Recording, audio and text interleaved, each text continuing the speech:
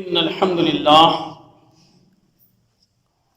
نحمده ونستعينه ونستغفره ونؤمن به ونتوكل عليه ونعوذ بالله من شرور أنفسنا ومن سيئات أعمالنا من يهده الله فلا مضل له ومن يضلل فلا هادي له ونشهد أن لا إله إلا الله وحده لا شريك له ونشهد أن محمدا عبده ورسوله فإن خير الحديث كتاب الله وخير الهدي هدي محمد صلى الله عليه وسلم وشر الأمور محدثاتها وكل محدثة بدعة وكل بدعة ضلالة وكل ضلالة في النار. أعوذ بالله من الشيطان الرجيم. بسم الله الرحمن الرحيم. يا أيها الذين آمنوا اتقوا الله حق تقاته ولا تموتن إلا وأنتم مسلمون. يا أيها الناس اتقوا ربكم الذي خلقكم من نفس واحدة وخلق منها زوجها وبث منهما رجالا كثيرا ونساء واتقوا الله الذي تساءلون به والأرحام إن الله كان عليكم رقيبا. يا أيها الذين آمنوا اتقوا الله وقولوا قولا سديدا يصلح لكم أعمالكم ويغفر لكم ذنوبكم ومن يطع الله ورسوله فقد فاز فوزا عظيما. تمام قسم کی تعریفات اللہ سبحانہ و تعالیٰ کے لیے اور لاکھوں کروڑوں درود و سلام ہوں اس ہستی اقدس و مقدسہ پر جن کا نام نامی اسماء گرامی محمد اکرم صلی اللہ علیہ وسلم ہے. ساتھیوں، اپنے دلوں میں اللہ کا ڈر پیدا کیجئے اور اپنے محبوب رسول صلی اللہ علیہ وسلم کی سنت کی پیروی کیجئے اور جان رکھیے بہترین بات اللہ کی کتاب ہے اور بہترین راستہ محمد اکرم صلی اللہ علیہ وسلم کا راستہ ہے. اور سب سے بری بات دین میں نیا کام ایجاد کرنا ہے. ہر نیا کام بدعت ہے، ہر بدعت گمراہی ہے اور ہر گمراہی دوزخ میں جانے والی ہے. ساتھیوں، پچھلے 2 جمعہ سے ہم عورتوں کے بارے میں ذکر کر رہے تھے کہ ہمارے مائیں اور بہنیں صحابیات کو اپنا اسوہ، اپنا آئیڈیل بنائیں. اسی سلسلے میں آج بھی ہم عورتوں کی طرف ہی توجہ دیں گے، حالانکہ مرد بھی ہمارے اس بیان میں شامل ہوں گے. لیکن آج ہم ایک امام ہے، امام جوزی رحمہ اللہ. یہ اپنے زمانے کے ایک بہت بڑے امام ہیں. ان کی کتاب ہے احکام النساء، یعنی عورتوں کے احکام. اس کتاب کے حوالے سے کچھ باتیں آپ کے سامنے رکھیں گے. اور یہ امام جو دنیا میں بہت بڑے بڑے امام اس دنیا میں گزرے ہیں، ان کی سب سے اوپر جو فہرست میں جو نام ہے ان ناموں میں امام جوزی رحمہ اللہ کا بھی نام آتا ہے. ان کا نام عبد الرحمن بن علی بن محمد ہے اور یہ بغداد کے رہنے والے ہیں. مختصر ہم ان کے بارے میں مختصراً کچھ باتیں بتا دیں. حالانکہ ان کا تذکرہ نہیں ہوگا زیادہ، لیکن مختصر امام کے بارے میں ہم جانکاری دیں گے کہ بغداد کے رہنے والے ہیں اور یہ حضرت ابو بکر صدیق رضی اللہ تعالی عنہ کے خاندان سے ہیں. آپ جانتے ہیں یہ عربی کا ایک محاورہ بھی ہے اور عربی کے ساتھ ساتھ ہمارے ملک کے اندر بھی یہ بات پھیلی ہوئی لوگوں کو جانکاری میں ہے کہ دنیا میں جب کوئی انسان بڑے مقام پر پہنچتا ہے، کافی مقبولیت حاصل کرتا ہے، کافی شہرت حاصل کرتا ہے اور بلند اور اونچے مقام پر پہنچتا ہے، تو کہتے ہیں کہ اس کے پیچھے کسی نہ کسی عورت کا ہاتھ ہوتا ہے.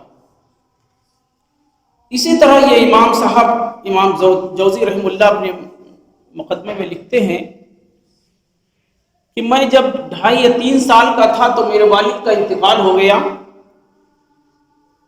اور میں یتیم ہو گیا. اب میری پرورش کی ذمہ داری میری پھوپھی نے اٹھا لی. کہ ان کی پھوپھی ان کو دینی مجالس میں لے جاتی، مدرسے میں لے جاتی، تعلیم دلوانے کے لیے اور دین کی باتیں سیکھنے کے لیے کافی محنت اور مشقت کر کے ان کو اس مقام پر پہنچایا. امام جوزی رحم اللہ امام حدیثوں کے یہ بھی بہت بڑے امام ہیں اور تفسیر کے بھی یہ بہت بڑے امام ہیں، اور اس کے علاوہ وعظ و نصیحت کے بھی یہ بہت بڑے امام ہیں. امام ذہبی رحم اللہ اپنی کتاب میں بیان کرتے ہیں کہ وعظ و نصیحت کے بارے میں امام جوزی رحم اللہ سے پہلے ہم نے کسی کو نہیں دیکھا کہ جس مرتبے کی یہ وعظ و نصیحت جس طرح سے کرتے تھے. اور جب تک کہ امام ذہبی رحم اللہ زندہ رہے ان کے زمانے تک کوئی ایسی شخصیت پیدا نہیں ہوئی. امام جوزی رحم اللہ کے ایک نواسے ہیں جن کا نام ہے سبط ابن جوزی رحم اللہ. وہ بیان کرتے ہیں کہ امام جوزی رحم اللہ نے 2000 جلدیں لکھی ہوئی ہیں. آپ دیکھیے کتنا بڑا کام ہے یہ. 2000 جلدیں انہوں نے لکھی ہیں اور اپنے ہاتھوں سے اپنے ان انگلیوں سے انہوں نے لکھی ہیں. اور آگے بیان کرتے ہیں کہ امام جوزی رحم اللہ بیان کرتے ہیں کہ ان کے ہاتھ پر 1,00,000 مسلمانوں نے گناہوں سے توبہ کر کے سیدھے راستے پر آ گئے. اور آگے بیان کرتے ہیں کہ انہی کے ہاتھ پر لگ بھگ 20,000 کفار جو تھے وہ ایمان لائے. تو اس لحاظ سے بہت بڑے پیمانے پر امام جوزی رحم اللہ ہیں جنہوں نے بہت سی کتابیں لکھی ہوئی ہیں، اور انہی کی یہ کتاب ہے احکام النساء، جس کے حوالے سے ہم آپ کے سامنے کچھ باتیں رکھیں گے. ساتھیوں، عورتوں کے حقوق، عورتوں کے احکام کے بارے میں جو کتاب لکھی ہے اس میں عورتوں کے ہی تعلق سے بہت سی باتیں انہیں بیان کی ہیں. سب سے پہلے تو عورتوں کو یہ توجہ دلائی ہے کہ انہیں علم سیکھنا چاہیے. علم سیکھنے کے لیے انہیں ہر ممکن کوشش کرنا چاہیے، اور جب تک علم نہیں ہوگا ان کا کوئی عمل صحیح نہیں ہوگا. اسی بارے میں اللہ تبارک تعالیٰ نے سورہ آل عمران کے اندر فرمایا کہ جو لوگ فاستجاب لهم ربهم انی لا اضیع عمل عامل منکم من ذکر و انثی بعضکم من بعض، یعنی بس ان کے رب نے ان کی دعا قبول فرمائی کہ تم میں سے کسی کام کرنے والے کے کام کو خواہ وہ مرد ہو یا عورت میں ہرگز ضائع نہیں کروں گا. یعنی مرد اور عورت اگر نیک عمل کریں گے ایمان لانے کے بعد تو کسی کا کوئی عمل اللہ تبارک تعالیٰ ضائع نہیں کرے گا. جیسا کہ سورہ النساء کے اندر بھی اللہ تبارک تعالیٰ فرماتا ہے کہ مرد ہو یا عورت جو بھی نیک عمل کریں گے ایمان لانے کے بعد ان کے اوپر ظلم نہیں کیا جائے گا، ایک گٹھلی کے دھاگے کے برابر بھی ظلم نہیں کیا جائے گا، اور ان کو جنت میں داخل کر دیا جائے گا. تو علم سیکھنا، جس طرح سے ہمارے معاشرے کے اندر، ہمارے گھروں کے اندر آج عورتوں کا حال ہے کہ دین کے علم سے کتنی دور ہے. دین کے علم سیکھنے کے لیے ان کے دلوں کے اندر جو ہے کوئی جوش، کوئی خروش نہیں، دین سیکھنا ہی نہیں چاہتی ہیں. اور پھر دین کہاں سے سیکھیں؟ ہمارے گھروں کے اندر کوئی دینی مجالس نہیں ہوتی ہے جہاں اللہ اور اس کے رسول کے احکام ان کے سامنے رکھے جائیں، ان کے آگے بیان کیے جائیں، ان کو سکھائے جائیں، تب کہ یہ باتیں ہمارے صحابیات رضی اللہ تعالی عنہ کے اندر بہت ہی جوش و خروش کے ساتھ تھی. جیسا کہ امام ابو داؤد رحم اللہ اور امام ترمذی اور امام ابن ماجہ اس حدیث کو لے کر آئے ہیں، جسے حضرت عائشہ رضی اللہ تعالی عنہ بیان کرتی ہے کہ اور یہ حدیث ہم نے پچھلے جمعے میں بیان کی تھی کہ حضرت عائشہ رضی اللہ تعالی عنہ کہتی ہیں کہ انصار کی عورتیں بہت اچھی ہیں، وہ دین کو سیکھنے کے لیے، دین کی باتیں جاننے کے لیے ان کے اندر حیا حائل نہیں ہوتی، وہ شرم نہیں کرتی ہیں، وہ دین کی باتیں سیکھنے کے لیے کوئی شرم و حیا نہیں کرتی ہیں، جیسا کہ اس روایت کے اندر آیا ہے کہ حضرت عائشہ رضی اللہ تعالی عنہ بیان کرتی ہیں کہ ام سلیم رضی اللہ تعالی عنہ رسول اللہ صلی اللہ علیہ وسلم کی خدمت میں حاضر ہوتی ہیں اور پوچھتی ہیں کہ اے اللہ کے رسول، جو چیز مردوں کو دکھائی دیتی ہے خواب میں، یعنی یہ تھوڑا سا بند لفظوں میں انہوں نے سوال کیا، اور سوال یہ تھا احتلام کے بارے میں کہ جس طرح مردوں کو احتلام ہوتا ہے اور ان کو غسل ان پر فرض ہے، کیا عورتوں پر بھی ایسا ہے؟ آپ صلی اللہ علیہ وسلم نے فرمایا ہاں، جس طرح مردوں پر احتلام کے بعد غسل واجب ہے، اسی طرح عورتوں کو۔ تو اس سے معلوم یہ ہوا کہ عورتوں کو بھی احتلام ہوتا ہے، جیسا کہ رسول اللہ صلی اللہ علیہ وسلم نے اسی روایت میں آگے بیان فرمایا کہ عورتیں بھی مردوں کی جنس سے ہیں، اس لیے انہیں بھی احتلام ہوتا ہے اور ان پر بھی غسل واجب ہے۔ تو اس طرح سے انصار کی عورتیں کوئی بھی بات جاننے کے لیے، کوئی بھی علم سیکھنے کے لیے بیچ میں شرم و حیا نہیں کرتی تھی، ہر بات کو واضح طور پر سمجھ لیتی تھی اور سمجھا لیتی تھی۔ جیسا کہ علم سیکھنے کے بارے میں امام ماجہ رحمہ اللہ حضرت ابو ہریرہ رضی اللہ تعالیٰ عنہ کی روایت کو لے کر آئے ہیں، اور یہ روایت حضرت انس رضی اللہ تعالیٰ عنہ سے بھی مروی ہے۔ وہ بیان کرتے ہیں کہ رسول اللہ صلی اللہ علیہ وسلم نے فرمایا کہ علم کا سیکھنا مرد اور عورت دونوں پر فرض ہے۔ آپ دیکھیے کتنی بڑی بات ہے، دونوں کے اوپر فرض ہے۔ آپ فرض کا اندازہ لگائیے، جس طرح آپ نماز فرض پڑھتے ہیں، رمضان کا مہینہ آتا ہے روزہ فرض رکھتے ہیں، کتنے شوق سے، کتنے ذوق سے، کتنے آگے بڑھ بڑھ کر رمضان کے مہینے میں مسجدیں بھر جاتی ہیں۔ اسی طرح سے علم کا سیکھنا بھی مرد پر اور عورت پر، دونوں پر یہ ذمہ داری ہے کہ وہ اوپر فرض ہے کہ علم ضرور سیکھیں، اور وہ کون سا علم؟ دین کا علم سیکھیں، ہر وہ بات جانیں جو انہیں صحیح راستے پر لے جائے، ہر وہ بات سیکھیں جو انہیں برائی سے دور کر دے۔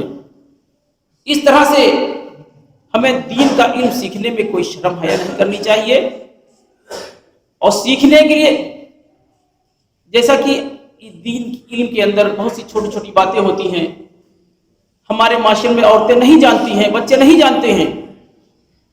رسول اللہ صلی اللہ علیہ وسلم فرماتے ہیں، جیسے کہ امام ترمذی رحمہ اللہ اپنی اس کتاب کے اندر اس حدیث کو نقل کیا ہے، اور حضرت ابو ہریرہ رضی اللہ تعالیٰ عنہ بیان کرتے ہیں کہ رسول اللہ صلی اللہ علیہ وسلم نے فرمایا کہ دین کی ضروری باتیں سیکھنا اور نہ سیکھنا یہ منافقت کی نشانی ہے۔ جو دین کی ضروری باتیں ہیں اگر وہ بھی نہ سیکھیں تو یہ منافق کی نشانی ہے۔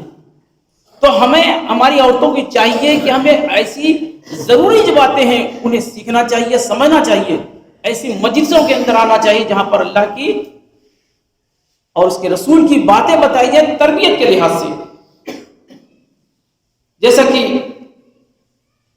علم کے بارے میں صحیح بخاری کے اندر حضرت ابو سعید خدری رضی اللہ تعالیٰ عنہ کی حدیث ہے، وہ بیان کرتے ہیں کہ رسول اللہ صلی اللہ علیہ وسلم نے فرمایا کہ محفل میں ایک مرتبہ حضرت اسماء بنت امیس رضی اللہ تعالیٰ عنہ، یہ ایک عورت ہے، ایک صحابیہ ہیں، آتی ہیں اور کہتی ہیں کہ اے اللہ کے رسول، آپ کے پاس تو مرد ہر وقت آپ کو گھیرے رہتے ہیں، آپ واعظ و نصیحت مردوں کو کرتے ہیں، ہم عورتوں کے بارے میں کوئی ایسا دن مقرر کر لیجئے جہاں پر ہم عورتیں ہی ہوں، اور ہمیں بھی وہ باتیں آپ بتائیے جو باتیں اللہ تبارک تعالیٰ نے آپ کو دے کر بھیجی ہیں۔ دیکھیے کتنا شوق ہے دین کا علم سیکھنے کا، اور یہ جب تک شوق نہیں ہوگا ہم دین کی باتیں کیسے اور کہاں سیکھیں گے؟ آپ لوگ آگے صفحے پوری کر لیجئے، پیچھے جگہ بہت تنگ ہوتی جا رہی ہے، آگے خالی ہے، آگے بول لیجیے۔ تو دین کا علم سیکھنے کے لیے ہمیں ہر ممکن کوشش کرنی ہوگی، اور یہ ذمہ داری کس کی ہے؟ یہ ذمہ داری کس کی ہے؟ یہ والدین کی ذمہ داری ہے کہ وہ اپنے بچوں کو دین کا علم ضرور سکھائیں، اور وہ علم تو ضرور سکھائیں جو ضروری ہے، جیسا کہ اللہ تبارک تعالیٰ نے قرآن حکیم کے اندر فرمایا، یا ایھا الذین آمنوا قوا انفسکم واہلیکم۔ یہ کس کے اوپر ذمہ داری آ رہی ہے؟ یہ اللہ تعالیٰ کس سے بیان کر رہا ہے کہ اے ایمان والو؟ یہاں تو سب ایمان والے ماشاءاللہ بیٹھے ہوئے ہیں، اللہ پر ایمان لانے والے ہیں، رسول پر ایمان لانے والے ہیں، آخرت پر ایمان لانے والے ہیں۔ ہمیں آپ سے خطاب ہے کہ اے ایمان والوں، اپنے آپ کو بچاؤ اور اپنے گھر والوں کو، اپنی اولادوں کو بچاؤ اس آگ سے جو جہنم میں دہک رہی ہے، جس کا ایندھن انسان ہوں گے، پتھر ہوں گے، یہ ہمارے ہی جسموں سے وہ آگ جلائی جائے گی۔ توجہ سے سمجھیے، اپنے بچوں کو کون سکھائے گا؟ ہم نہیں سکھائیں گے تو کون سکھائے گا؟ ہم تو نماز پڑھ لیتے ہیں، اپنے بچوں کو کیوں نہیں لاتے؟ ہم تو روزہ رکھتے ہیں، اپنے بچوں کو کیوں نہیں بتاتے؟ ہم جس طرح سے اپنے جسم کو پاک کرتے ہیں غسل کے ذریعے سے، اپنے بچوں کو سکھائیے۔ ہم جس طرح جنت کے لیے محنت کر رہے ہیں، حلال چیزیں استعمال کر رہے ہیں، حرام سے بچ رہے ہیں، ہمیں اپنے بچوں کو بھی سکھانا ہے کہ وہ حرام کیا ہے، حلال کیا ہے۔ ہم تو نماز پڑھ کے نیک صفوں میں بیٹھ گئے ہیں، روزہ رکھتے ہیں، صدقہ کرتے ہیں، یہ ہمارے بچوں کو کون سکھائے گا؟ جیسا کہ امام داؤد رحمہ اللہ اس حدیث کو اپنی کتاب میں لائے ہیں، اور اس کے راوی ہیں عبداللہ بن عمر رضی اللہ تعالیٰ عنہ، وہ بیان کرتے ہیں کہ نبی کریم صلی اللہ علیہ وسلم نے ارشاد فرمایا کہ بچہ جب 7 سال کا ہو جائے تو اپنے ساتھ نماز کے لیے لائیں، اور جب 10 برس کا ہو جائے تو پھر اگر وہ نماز نہ پڑھے تو اس کو آپ ماریں، زبردستی اس کو پڑھائیں۔ جیسا کہ دوسری روایت کے اندر آتا ہے صحیح مسلم میں کہ رسول اللہ صلی اللہ علیہ وسلم نے فرمایا کہ تم کہیں کوئی برائی دیکھو، ظلم دیکھو، تو تمہارے اندر طاقت ہے، اسے اپنے طاقت کے ذریعے مٹا دو، روکو اس کو۔ اگر ہاتھوں میں طاقت نہیں ہے